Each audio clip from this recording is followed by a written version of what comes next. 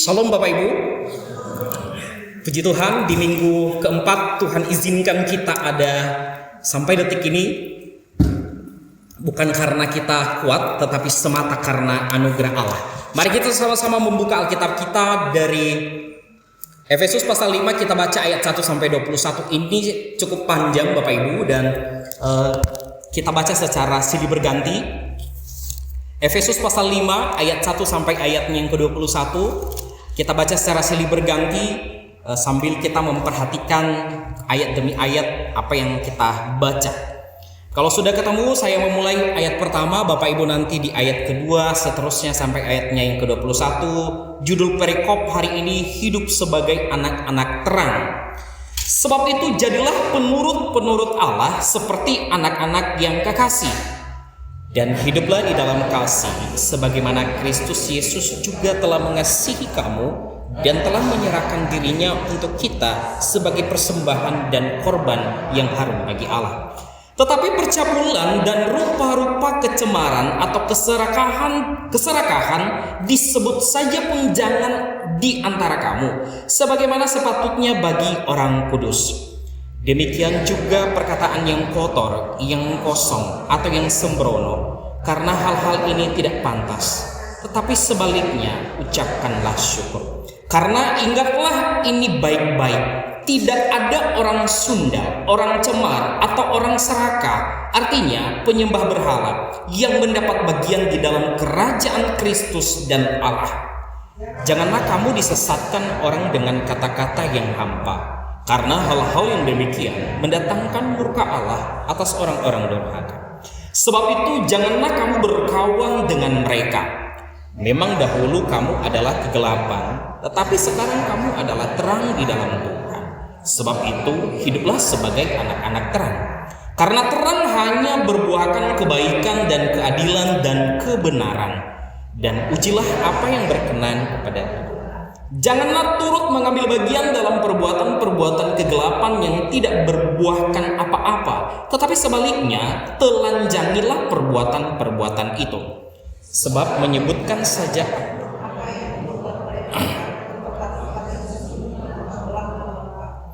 tetapi segala sesuatu yang sudah ditelanjangi oleh terang itu menjadi nampak, sebab semua yang nampak adalah terang. Itulah sebabnya dikatakan, bangunlah hai kamu yang tidur, dan bangkitlah dari antara orang mati, dan Kristus akan bercahaya atas kamu. Karena itu perhatikanlah dengan seksama bagaimana kamu hidup, janganlah seperti orang bebal, tetapi seperti orang arif.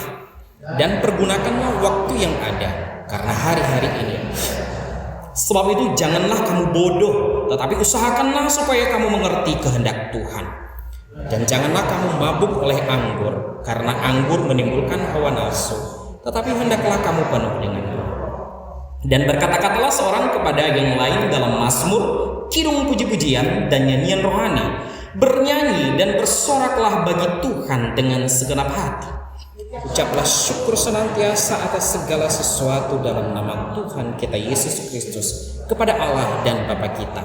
Dan rendahkanlah dirimu seorang kepada yang lain di dalam takut akan Kristus. Amin untuk pembacaan firman Tuhan. Bapak Ibu yang terkasih di dalam Kristus Yesus, dunia kita atau di zaman kita hari ini kita menggaungkan namanya era kemudahan. Semua mudah dan tidak ada yang mau sulit. Amin? Tidak ada. Gak ada sama sekali. Segalanya kita ingin mudah. Segalanya harus instan, harus nyaman, dan yang paling penting adalah enak di perasaan kita. Kita mengedepankan akan hal itu. Masalahnya banyak hal yang enak justru sedang membunuh kerohanian kita. Kita hidup di budaya urban yang terobsesi dengan satu kata tadi, enak, cepat, instan, dan segera, nyaman, dan membuat kita merasa, wah ini bagian saya. Cari yang gampang, pilih yang nyaman, lakukan apa yang membuatmu merasa enak. Namun Bapak Ibu, mari kita jujur, seringkali apa yang enak di mulut menjadi racun di dalam tubuh. Apa yang terasa enak bagi ego dan hawa nafsu kita hari ini menjadi bencana bagi jiwa kita esok hari. Misalnya nih, kesukaan kita adalah ada satu makanan kesukaan Indonesia, yaitu gorengan. Betul? Ada yang tidak suka gorengan? Nggak suka ya? Di Padus itu Bapak Ibu, kita harusnya dilatih vokal gitu ya, tetapi kita makan gorengan gitu, karena kita berlatihnya di gereja gitu, jadi kudus. Jadi gini, kita tahu gorengan itu enak, tetapi sekaligus juga gorengan itu berbahaya, betul ya? Bahkan ada satu video yang pernah saya baca bahwa engkau makan gorengan, engkau menampung sampah dalam tubuhmu. Sakit hati enggak? Saya sakit hati Bapak Ibu. Saya pecinta pisang goreng ya, begitu. Melihat itu, kata-katanya sadis banget begitu. Tetapi itu realitanya begitu. Nah, salah satu efek kebanyakan makan gorengan adalah bawaannya ngantuk. Betul? Ibadah pun ngantuk. Pastikan Anda ibadah jangan ngantuk. Anda siap diberkati oleh firman Tuhan Bapak Ibu? Jika ada yang ngantuk, bisikin, jangan kebanyakan makan gorengan. Gitu. Oke, jadi kita perhatikan pertama-tama dulu bagian konteks daripada kota Efesus ini. Rasul Paulus menulis surat ini kepada jemaat di Efesus. Kota itu adalah kota megapolitan kuno yang sangat mirip, kalau bisa bawa di konteks kita hari ini, adalah kota-kota metropolitan seperti Jakarta atau kota-kota besar lainnya secara khusus di Indonesia. Di luar negeri ya pastilah begitu. Kenapa disamakan? Karena ini modelnya ya mirip-mirip, distraksinya juga sama, gaya hidup hedon, tawaran-tawaran kenikmatan yang tampaknya oke-oke saja, tapi sebenarnya Bapak Ibu itu justru merusak. Penuh dengan kebebasan, kemewahan, dan kebingungan moral di dalamnya. Sulit menerima orang-orang yang standarnya di bawah. Yang diterima adalah high class, begitu. Penampilan, segala sesuatu harus ada standar yang sudah ditetapkan. Di Efesus ada juga satu kuil namanya kuil Artemis, salah satu keajaiban dunia kuno. Bapak Ibu perhatikan ya, kuil Artemis, tempat di mana pelacuran kultis dilegalkan dan dianggap sebagai ibadah. Kuil, tempat pelacuran dan dianggap sebagai tempat ibadah. Di sana juga ada pemujaan dewa Dionysius, dewa anggur dan pesta pora di sana.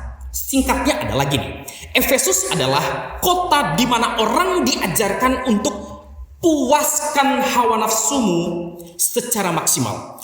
Kota yang mendewakan segala sesuatu yang enak. Itu ya, kalau kita pergi buruk banget itu kota Efesus itu. Di tengah budaya yang serba pragmatis Bapak Ibu, serba instan dan serba memanjakan untuk ego kita, ego manusia, Paulus memanggil jemaat Efesus di sana. Dia panggilannya apa? Engkau hidup jangan lagi seperti orang-orang di Efesus. Engkau punya standar hidup yang harus radikal, yaitu kekudusan. Hidupmu harus kudus, harus terpisah dan tidak sama dengan orang-orang di Efesus. Hari ini Bapak Ibu, firman Tuhan menantang kita, ada 3 ujian. Berat ya, ini ujian. Tetapi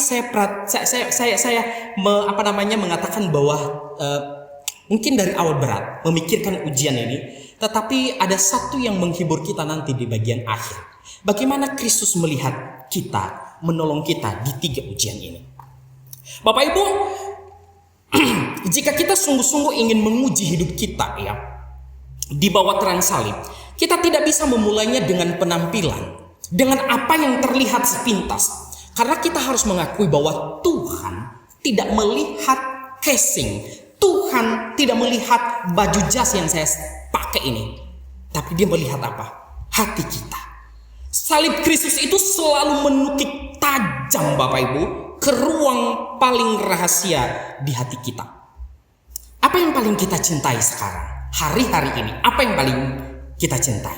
Dan di hari ini kita akan melihat 3 ujian itu, dan mari kita sambil memikirkan, saya ada di mana? Apakah saya sedang berjuang, bergumul di bagian hal itu? Langsung saja, yang pertama, nah ini tema kita, pilih yang terbaik, bukan sekedar enak. Tetapi saya menambahkan subtemanya dari cara pandang Injil Bapak Ibu, bahwa kita juga harus menguji hidup di bawah terang salib. Hidup kita itu harus diuji di bawah terang salib. Poin pertama saya, yaitu adalah kita harus menguji mengenai hasrat. Di ayat 1 sampai ayat 7 itu kalau saya baca terlalu panjang Bapak Ibu, tetapi ujian hasrat di sini adalah yang Paulus maksud adalah mengubah hasrat kita dari mengonsumsi menjadi memberi. Apa maksudnya mengkonsumsi di sana? Nanti kita akan perhatikan. Nah, hal yang pertama yang Paulus lakukan adalah membongkar anatomi dosa bagian ini. Paulus menelanjangi apa yang dunia sebut sebagai tema kita tadi, pilihlah yang enak. Di ayat 3, saya bacakan ayat 3, perhatikan ayat 3 Bapak Ibu.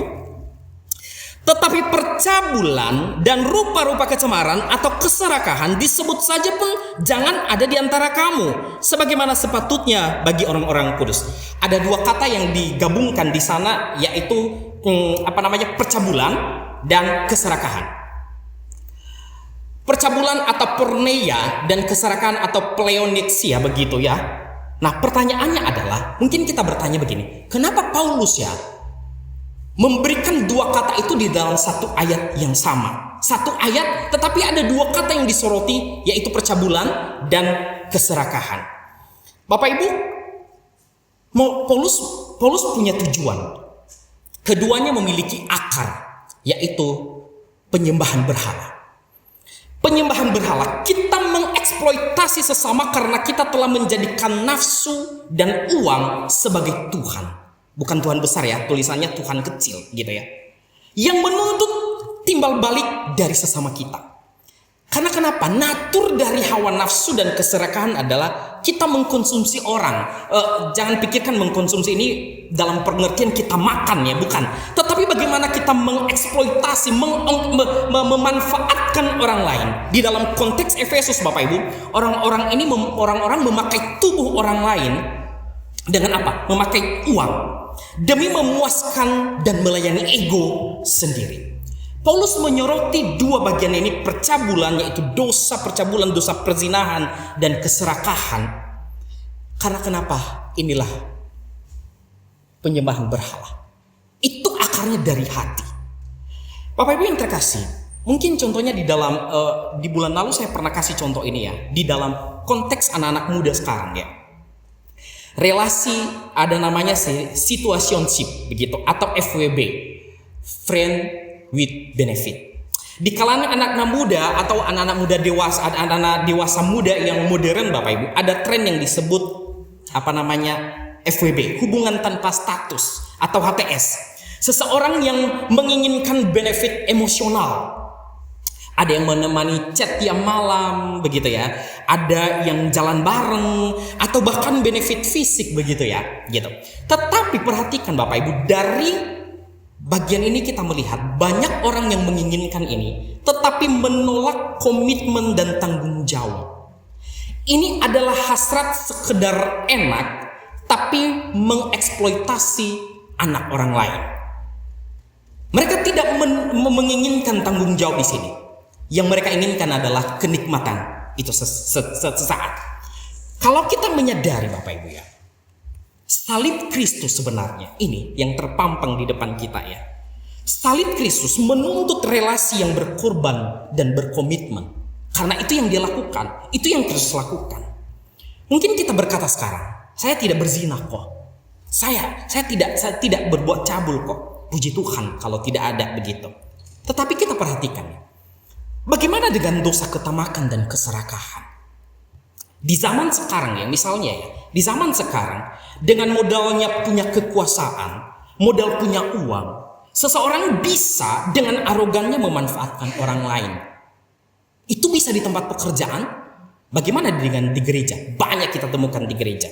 Mungkin di dalam dunia sekuler, di tempat kita bekerja, kita menemukan seseorang dengan entengnya neriakin karyawannya, nyuruh-nyuruh dengan sombong karyawannya, dan tindakan-tindakan arogan lainnya. Hal demikian bukan hanya terjadi di dalam dunia sekuler atau di tempat di mana kita bekerja. Di dalam gereja pun juga terjadi. Bermodalkan punya jabatan, posisi, suara keras dan jari telunjuk, kita gampang memperlakukan sesama dengan apa? Sesuka hati. Woi, ambil dong, gitu. Nggak ada minta tolong, begitu. Gampang kita temukan di dalam gereja. Kalau Bapak Ibu perhatikan, ada temukan orang semacam itu, suruh dia bertobat. Dan kita juga bertobat. Bapak Ibu yang dikasihi oleh Tuhan, kita sama-sama bertumbuh sebagai anak-anak Tuhan, supaya kita serupa dengan Kristus. Nah, di dalam konteks Efesus, orang-orang Efesus datang menyembah patung Dewi Perak. Mungkin kita berkata, itu kuno banget sih. Dewi Perak mana ada zaman sekarang? Nggak ada gitu-gituan. Betul Bapak Ibu, betul. Nggak ada Dewi Perak sekarang. Tetapi berhala Dewi Perak itu dapat bermanifestasi dalam berhala modern. Berapa banyak dari kita hari ini yang rela mengorbankan damai sejahtera dan waktu bersama keluarga untuk menyembah dewa-dewa berhala kita? Dewa berhalanya apa sih? Macam-macam ya dalam manifestasinya. Misalnya belanja sekarang bayar nanti, tetapi lupa bayar, gitu. Kita ingin enak, gitu. Atau kita memiliki satu ambisi karir yang toksik di sana Bapak Ibu. Kita membeli barang-barang yang kita tidak butuhkan dengan uang yang kita tidak miliki. Demi apa? Validasi sosial. Menggesek kartu kredit itu rasanya sangat enak dan gampang. Tetapi saat tagihannya datang, itu membeli pikiran kita. Barulah kita sadar makna firman Tuhan ini. Keserakahan adalah penyembahan berhala. Untung kita sadar ya. Tapi kalau kita anggap, wah biarin dah. Bapak Ibu, mari kita sama-sama kalau kita ada di posisi ini, atau ada konteks lain atau contoh-contoh lain yang sedang memberhalakan diri kita, mari kita sama-sama bertobat. Saya mengatakan begini, dosa selalu menyodorkan menu yang paling enak di awal, tetapi ia selalu menagih harga kebinasaan di akhir. Itu konsekuensinya. Jika kita hanya ingin yang enak di awal. Keserakahan bukanlah sekadar salah kelola uang. Itu adalah penyembahan berhala yang merampas tahta Tuhan dari hati kita. Apa yang merampas posisi Tuhan di hati kita? Banyak hal, macam-macam. Entah itu relasi, entah itu jabatan kita dan lain sebagainya. Mari kita perhatikan akan hal ini. Bapak Ibu yang terkasih, mungkin kita berpikir hal-hal yang saya sampaikan tadi dari awal itu begitu berat. Mungkin kita berkata bahwa apa yang terbaik yang harus saya lakukan, yang harus kita lakukan adalah, mari kita perhatikan ayat kedua. Saya baca ayat kedua begini firman Tuhan. Dan hiduplah di dalam kasih sebagaimana Kristus Yesus juga telah mengasihi kamu dan telah menyerahkan dirinya. Ayat 2 ini memberikan kita satu jawaban, hiduplah di dalam kasih. Kasih apa? Di dalam bagian ini adalah dia menggunakan kasih agape. Ini sungguh kontras dengan penyembahan berhala yang saya sampaikan tadi dengan kasih agape. Kasih agape adalah kebalikan dari keserakahan. Keserakahan mengeksploitasi orang lain, memanfaatkan orang lain, tetapi Kristus memberikan dirinya untuk dimurkai Allah demi menyelamatkan kita yang bebal dan serakah. Siapa yang bebal? Siapa yang serakah? Kita, semua umat manusia. Sampai di sini mungkin kita bisa berkata di dalam hati kita, amin Darius, hasrat saya sudah serahkan kepada Tuhan. Tetapi saya mau mengingatkan kita begini Bapak Ibu, ujian sejati dari sebuah hasrat tidak terjadi di bangku gereja yang ber-AC di tempat kita sekarang. Ujian itu terjadi mungkin besok pagi ketika kita ada di tempat pekerjaan, di meja kantor kita, di ruang obrolan WhatsApp-nya kita, dan pada saat tidak ada orang lain yang melihat kita. Disitulah ujian yang sebenarnya. Saat hasrat Anda dan saya dibenturkan dengan tawaran dunia yang menggiurkan, disitulah kita harus menghadapi ujian yang kedua. Masih ingat ya? Ujian pertama tadi apa? Ujian hasrat. Kita masuk di ujian kedua. Ujian kedua apa? Kita berbicara mengenai ujian integritas. Perhatikan ayat 8 sampai ayatnya yang ke-11. Bapak Ibu bisa baca. Tetapi saya menyoroti di bagian ayat 8. Demikian firman Tuhan. Memang dahulu kamu adalah kegelapan, Tetapi sekarang kamu adalah terang di dalam Tuhan. Sebab itu hiduplah sebagai anak-anak terang. Bapak Ibu yang dikasih oleh Tuhan, ujian integritas di dalam bagian ini menguji secara terbuka hidup kita oleh terang Kristus, bukan menyembunyikan dosa. Bagaimanapun kita menyembunyikan dosa, pada waktunya akan tersingkapkan. Jika yang enak itu ternyata membinasakan, lalu bagaimana kita bisa lepas dari siklus ini, Bapak Ibu?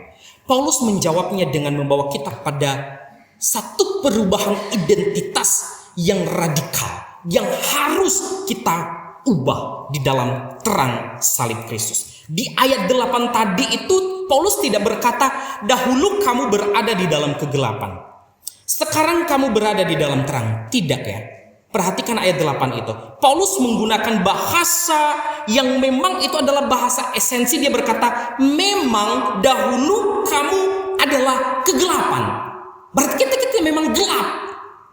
Jangan pandang, bukan masalah fisik Bapak Ibu ya. Bukan masalah warna kulit. Tetapi dikatakan kamu gelap. Kamu hidup di dalam dosamu. Kamu mencintai dosa. Itu dulu. Tetapi Paulus berkata, sekarang kamu adalah terang. Terang di dalam Tuhan. Bapak Ibu tahu ulat bulu? Ada yang gak tahu ulat bulu ya? Saya tahu ulat bulu. Mungkin ada yang tidak tahu dan ada yang tahu. Nah, saya mengumpamakan bahwa begini. Kekristenan bukanlah tentang mengajari seekor ulat bulu untuk mencoba terbang. Gak mungkin. Ajarin deh. Ulat bulu itu terbang. Gak bisa.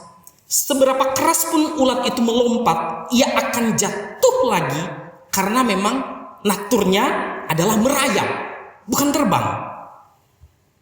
Kekristenan adalah sama. Kekristenan itu adalah metamorfosis. Tuhan mengubah natur ulat itu menjadi seekor kupu-kupu yang indah. Sama halnya kita juga manusia yang di dalam Kristus. Dulu saat kita hidup di dalam kegelapan, natur kita ini merayap dan memakan hal-hal yang fana. Suka gosip iya, kita makan macam-macam lah hal-hal yang dosa. Suka menjatuhkan orang iya, kita suka begitu. Angkuh iya, sombong iya, bawaannya curiga melulu begitu ya. Suka mencuri iya, membuli iya, dan lain-lain. Buksu Sugiarto beberapa waktu yang lalu dia sudah singgung, jangan ada yang membuli ya. Jangan ada bulian di tengah-tengah orang-orang percaya. Karena bulian itu membunuh karakter orang Bapak Ibu, dan banyak korbannya. Dan pelakunya juga banyak. Pelakunya adalah bukan jemaat biasa. Pelakunya mungkin bisa hamba Tuhan, bisa penatua, bisa majelis, bisa jemaat, anak-anaknya juga bisa. Bisa jadi pelaku. Jadi inilah karakter yang dikatakan Paulus, kamu dahulu. Bila kita menemukan orang-orang semacam ini, ingatkan dia, hei, kamu ini orang Kristen loh. Kamu ini orang percaya. Ayo berubah dong. Begitu. Efesus 5 ayat 8, kamu adalah terang. Inilah identitas kita yang sudah diubahkan. Secara status Tuhan telah menjadikan kita ini ibarat kupu-kupu tadi. Tetapi perhatikan ya, walaupun kita sudah diubahkan, tetapi realitas sehari-hari kita masih hidup di dunia yang membuat sayap kita. Ibaratnya tadi sayap yang gampang kotor.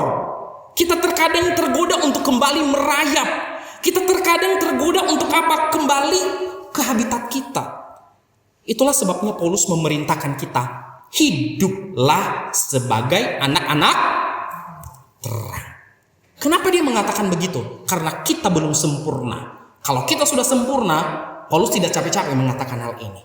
Makanya di ayat 10 dikatakan begini, bagaimana kita menjadi anak-anak terang? Segala sesuatu yang kita lakukan, perhatikan ayat 10. Ujilah segala sesuatu. Dokimazontes. Apa yang berkenan kepada Tuhan.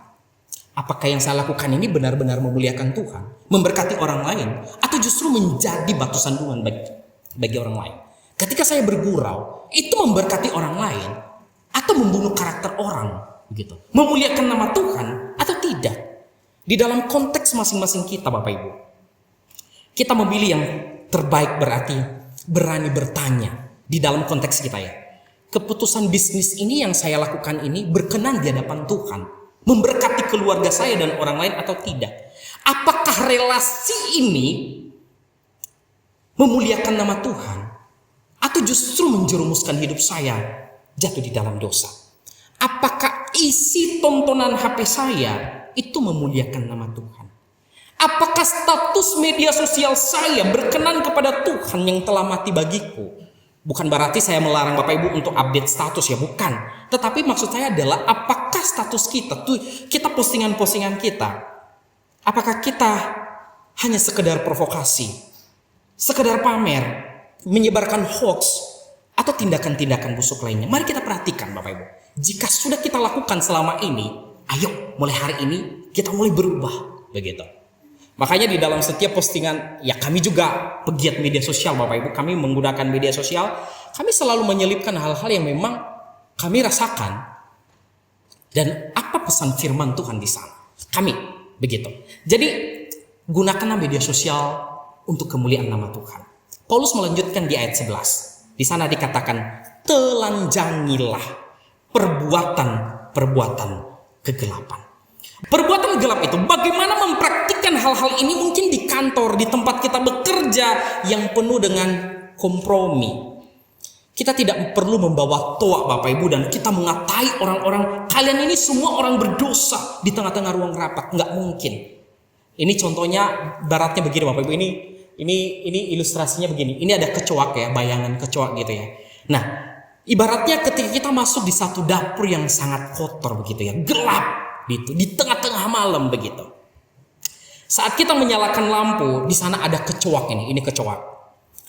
Pertanyaan saya, apakah kecoak-kecoak ini waktu lampu nyala, lalu mereka langsung diam dan menyapa kita selamat malam? Gak mungkin kan? Tentu tidak. Mereka akan panik dan lari menghindar. Sama halnya ketika kita membawa integritas Kristus di tempat kita bekerja. Sama halnya ketika kita membawa integritas terang salib Kristus di tempat kita ada. Menolak markup, anggaran-anggaran, atau menolak bergosip, menolak menyebarkan fitnah, suka membuli tadi seperti yang saya sampaikan. Ketika kita melakukan hal itu, kita menolak dengan motivasi yang benar, maka kita membawa integritas Kristus di sana. Orang-orang yang terbiasa di dalam kegelapan akan merasa sangat terganggu mungkin. Dan disitulah integritas kita menelanjangi kebusukan mereka. Makanya tadi bagaimana kita menelanjangi kegelapan? Itu salah satunya. Tidak ada kompromi. Tetapi kita menelanjangi sikap yang tidak benar. Jika kita dimusuhi karena mempertahankan integritas, jangan kita sampai kaget. Itu bukan karena saudara dan saya jahat. Itu karena terang selalu membuat kecoak-kecoak ini tidak nyaman. Begitu. Di sisi lain Bapak Ibu, di sisi lainnya. Mungkin kita berkata, wah keberadaan saya sangat berdampak. Puji Tuhan. Kita akan menjadi orang-orang Kristen yang arogan. Perhatikan ini Bapak Ibu. Di sisi lain, saat integritas kita membuat orang-orang yang berkompromi menjadi kepanasan dan memusuhi kita, janganlah kita memandang mereka dengan sombong. Kita menjadi saleh sendiri. Kita gampang mengatakan mereka, kamu orang berdosa, kamu harus bertobat. Kita gampang menuduh mereka. Perlu kita mengingat, sebelum anugerah Kristus menyelamatkan kita, kitalah yang dulu lari dari terang itu. Integritas kita menelanjangi perbuatan mereka dengan harapan terang itu juga akan membawa mereka pada pertobatan. Jadi ketika kita ada satu dampak, oh saya berdampak di sana, jangan bangga dulu. Itu bisa jadi menjadi kesombongan rohani di sana. Bisa saja. Tugas kita adalah bagaimana kita membawa mereka melihat harapan dan terang salib Kristus hingga mereka pun datang bertobat. Kalimat saya begini. Integritas di dalam Kristus tidak perlu berteriak kasar di tengah dunia yang korup. Kehadirannya saja sudah cukup untuk menelanjangi kebusukan. Ingat, terang tidak pernah bernegosiasi dengan kegelapan. Mari kita baca bersama-sama Bapak Ibu. 1, 2, 3. Integritas di dalam Kristus tidak perlu berteriak kasar di tengah dunia yang korup.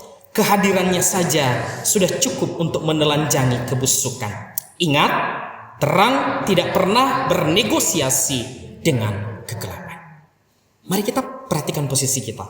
Kita sedang bernegosiasi atau kita benar-benar memberikan satu posisi, saya tidak mau berkompromi dengan kegelapan. Bukan berarti saya anti kepada mereka. Di sisi lain saya tidak berkompromi, tetapi di sisi lain juga saya harus benar-benar bergumul bagaimana orang-orang ini melihat terang Kristus di sana.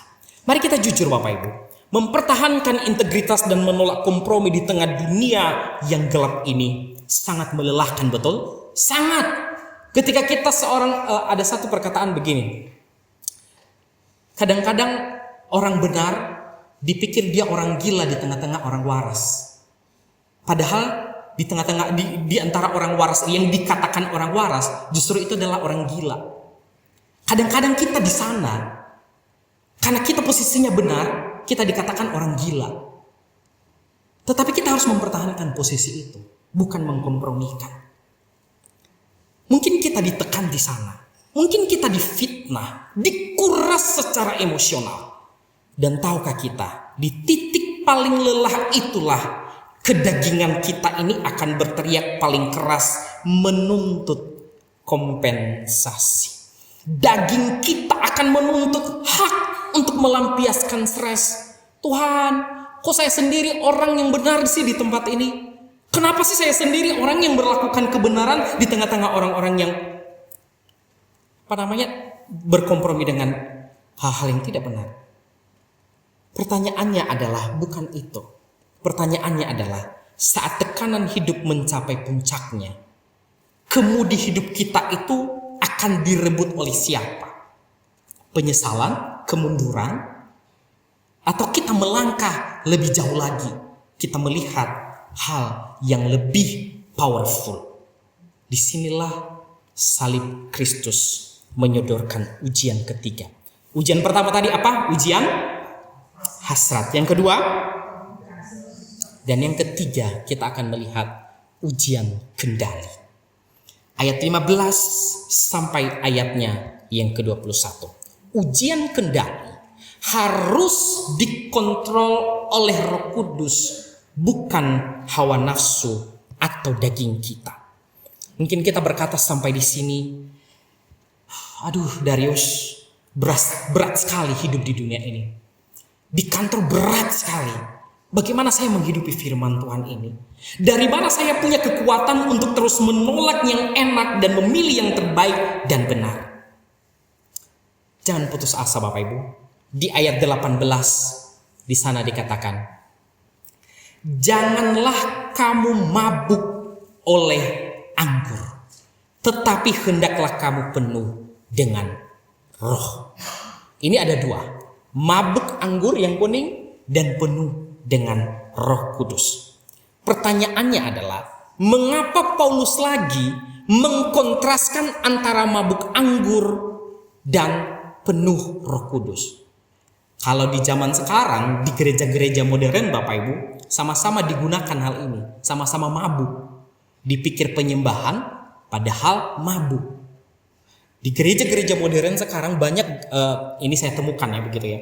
Kalau naik mimbar hamba Tuhan, bagaimana bisa dia panas dan tidak grogi? Dia harus minum minuman keras. Untuk apa? Supaya dia tidak grogi, begitu. Di gereja-gereja modern yang lain juga Bapak Ibu, mereka mabuk atau dikatakan penuh dengan Roh Kudus. Penuh dengan Roh Kudus maksudnya adalah bagaimana mereka jingkrak-jingkrak, bagaimana mereka berhalusinasi dan lain sebagainya. Dalam budaya kultis agama kuno di zaman Efesus ini Bapak Ibu, orang percaya bahwa begini, untuk bisa menyatu dengan dewa-dewi mereka harus kehilangan akal mereka, akal sehat mereka dengan apa? Mabuk-mabukan, yaitu mabuk anggur. Tetapi perhatikan, penuh dengan Roh Kudus, Paulus mengingatkan, kekristenan memutarbalikkan hal ini. Roh Kudus tidak melumpuhkan akal sehat kita, melainkan justru menjernihkannya. Roh Kudus menstimulasikan rasio kita dan dia menjernihkan pikiran kita dengan Injil Kristus. Dia memberikan kendali yang luar biasa. Jadi Paulus mencoba mengkontraskan begini. Orang di luar jemaat Efesus mungkin mereka mabuk dengan anggur.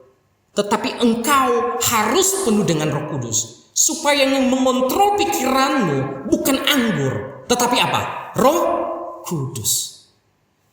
Bapak Ibu yang dikasih oleh Tuhan, salah satu pakar Alkitab namanya Harold Kuhner, di ayat 19 sampai ayat 29 ini, di sana dikatakan bahwa bukanlah perintah baru bagian ini, melainkan hasil otomatis dari apa? Dipenuhi Roh Kudus. Di ayat 21 dikatakan, rendahkanlah dirimu seorang kepada yang lain di dalam takut akan Kristus. Itu salah satu bukti kita dipenuhi Roh Kudus. Rendahkanlah dirimu seorang kepada yang lain. Bukan mabuk-mabukan, bukan kesombongan rohani, tetapi rendahkanlah dirimu. Inilah ujian praktis sebenarnya. Apa buktinya kita dipenuhi Roh Kudus? Salah satu tadi sudah dikatakan, rendahkanlah dirimu. Tetapi bagaimana juga di dalam konteks kehidupan kita? Buktinya kita dipenuhi Roh Kudus adalah kita ini adalah orang pekerja. Bapak Ibu, saya percaya bahwa kita ini adalah semua pekerja. Perhatikan ketika kita pulang dari pekerjaan kita. Mungkin saat kita kelelahan Bapak Ibu, pulang kerja. Dan mungkin di rumah kita ada anak-anak, mungkin ada cucu, ada istri, ada anggota keluarga lainnya.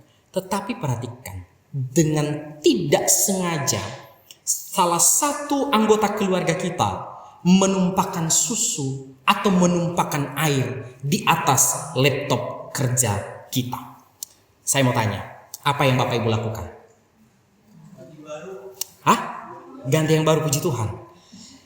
Pilihan yang enak adalah meledak, betul ya?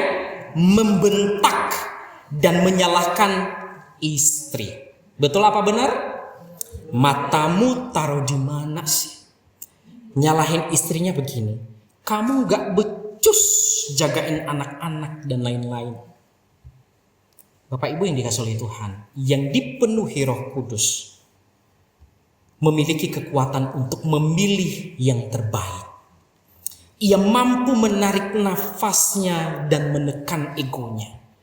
Dia mungkin bisa berlutut mengepel tumpahan air itu. Memeluk anaknya, mungkin dia berkata, nak, papa yang salah. Papa yang salah karena salah menaruh laptop dengan sembarangan. Mungkin kita bisa memilih hal itu. Atau kita memilih menyalahkan dan lain sebagainya. Kita baca sama-sama quotes ini Bapak Ibu. 1, 2, 3. Bukti tertinggi bahwa kita dipenuhi Roh Kudus bukanlah seberapa keras kita menangis saat menyanyi dan berdoa di gereja, melainkan seberapa rela kita menghancurkan gengsi dan menundukkan ego kita di rumah. Mampukah kita melakukan itu di dalam pimpinan Roh Kudus atau bagaimana? Bapak Ibu yang dikasihi Tuhan, ketika ujian tadi ini, ada ujian hasrat, ujian integritas. Jika kita memilih sekedar enak, maka kita ada di bagian ini, di bagian yang kuning. Kita mengeksploitasi sesama kita.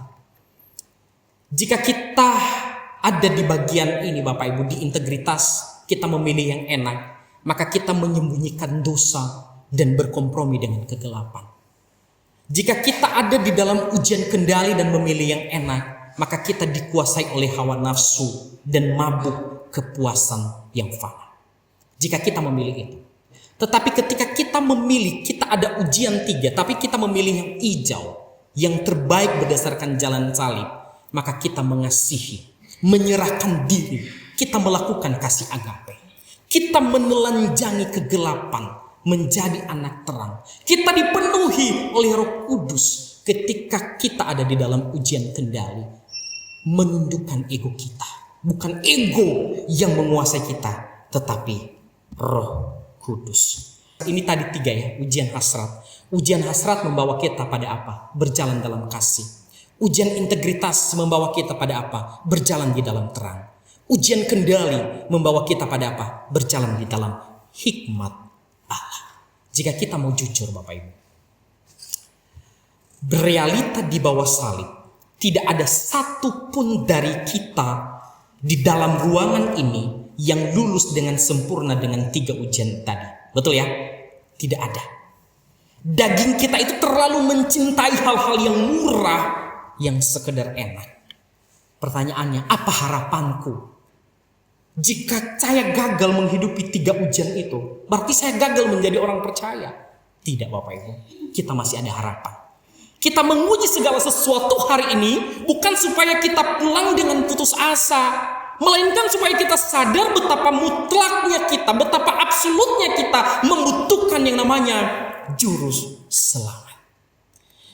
Bapak Ibu yang dikasih oleh Tuhan, dunia ini berlomba-lomba menawarkan yang enak dengan harga yang tampaknya murah, padahal diam-diam itu merenggut jiwa kita. Tetapi hari ini kita diingatkan tentang apa? Identitas baru kita. Kita adalah anak-anak terang. Semua katakan dalam hati, saya adalah anak-anak terang. Kita telah diubah dari ulat yang merayap, ulat yang kotor, menjadi kupu-kupu yang indah. Inilah kasih karunia. Kita dipanggil untuk apa? Hidup kudus. Mengapa kita harus menolak yang sekedar enak dan memilih yang terbaik? Bukan supaya Tuhan itu sayang kepada kita. Perhatikan ya, kita memilih yang terbaik bukan supaya Tuhan sayang kita, tetapi sebaliknya. Kita hidup kudus justru karena kita sudah ditebus dan dikasihi habis-habisan di atas kayu salib. Bahkan saat kita masih menjadi musuh-musuh Allah. Anugerah itu gratis Bapak Ibu. Perhatikan ini. Anugerah itu gratis tetapi tidak murahan. Jangan tukarkan mahkota kemuliaan yang telah dibayar lunas dengan darah anak Allah demi kepuasan sesaat. Amin ya. Anugerah itu gratis tetapi tidak murahan. Justru lebih mahal, jauh lebih mahal. Pagi ini mari kita menelanjangi hati kita yang penuh dengan dosa di bawah terang salib Kristus. Mungkin setelah mendengar firman Tuhan hari ini, mungkin ada di antara kita yang berkata bahwa mungkin merasa malu, mungkin merasa gagal. Mungkin kita berkata di dalam hati, Darius, saya ini munafik. Firman Tuhan bilang bahwa saya ini adalah anak terang. Saya ini adalah kupu-kupu yang sudah diubahkan. Tapi mengapa realitanya saya masih suka merayap? Mengapa minggu lalu saya masih jatuh dalam dosa rahasia saya? Mengapa saya masih membentak istri dan anak-anak saya? Mengapa saya masih curang di kantor? Saudara merasa gagal. Kita merasa gagal menjadi kupu-kupu. Sayap kita mungkin sudah kotor lagi, patah. Mungkin kita berkata, saya tidak layak lagi di tempat terang ini. Jika itu yang kita rasakan pagi ini, dengarkan baik-baik begini.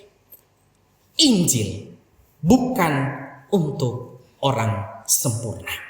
Injil Kristus ditawarkan bukan untuk orang yang merasa dirinya sudah bisa terbang tinggi. Salib Kristus justru didirikan dan menancap di Golgota untuk menyambut kita hari ini yang merasa lelah merayap dalam kegelapan. Tuhan tidak kaget dengan kegagalan kita Bapak Ibu. Tidak, karena dia tahu segala sesuatu. Dia tahu persis betapa kuatnya tarikan kedagingan kita. Ingin kita jatuh, dosa, mencintai dosa. Itulah sebabnya Kristus tidak memberikan kita buku-buku panduan engkau harus begini, tidak. Tetapi dia memberikan Roh Kudusnya untuk menuntun dan mengendalikan kita. Melalui momentum Paskah ini Bapak Ibu, kita diingatkan akan apa? Pertobatan sejati. Pertobatan sejati bukanlah berjanji hari ini dan besok, Tuhan mulai besok saya akan berusaha mengepakkan sayap lebih keras supaya tidak jatuh lagi. Tuhan, mulai besok saya tidak akan melakukan hal-hal begini lagi. Bukan janji semacam itu. Itu janji kesombongan. Jatuhnya pada kesombongan. Tetapi pertobatan sejati adalah datang dengan sayap yang kotor itu. Dengan kondisi kita yang gagal itu. Dengan kondisi kita yang lelah itu. Dan kita berkata kepada Tuhan, Tuhan, natur saya sudah Engkau ubahkan. Tapi kedagingan saya masih sering menarik saya ke tanah. Ampuni saya Tuhan, saya butuh anugerah-Mu hari ini lebih dari kemarin. Penuhi saya dengan apa? Roh Kudus-Mu. Karena saya tidak sanggup mengendalikan diri saya sendiri. Bapak Ibu yang terkasih, pagi ini salib Kristus memanggil setiap kita. Terang itu menelanjangi kegelapan kita. Bukan mempermalukan kita. Bukan menghukum kita. Tetapi untuk menyembuhkan kita. Ambillah keputusan terbaik ini Bapak Ibu. Satu quotes terakhir. Mari kita baca bersama-sama. 1, 2, 3. Berhentilah mengkonsumsi hal-hal yang fana. Dan kembalilah beristirahat di dalam kasih karunia Kristus yang utuh. Kiranya Tuhan menolong kita memahami kebenaran firman Tuhan ini. Mari kita tundukkan kepala kita dan kita satukan hati di dalam doa.